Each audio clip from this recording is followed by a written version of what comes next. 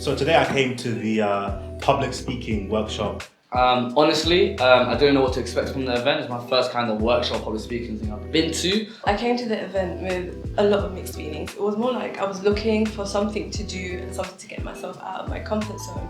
Honestly, this actually exceeded expectations. Really loved it. Honestly, great insights. When I got here and the evening progressed and we just went through our moments together and the activities, slowly I felt that feeling, that heavy feeling etch away.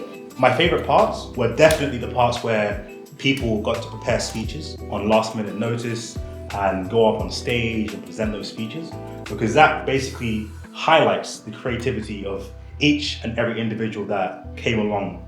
The one thing I really loved was that the tonality aspect of things. So often people say I have a lot of energy and that certain conversation or certain public speaking, I do need to tone it down. But Victor kind of gave examples of why I can be authentic to myself. If you didn't make it to this session, I'd highly advise that you come to the next. And I'm really grateful for that, because what I've left with is just a feeling of freedom, and I feel really light, really positive, and I would love to be more involved with the community. So good luck.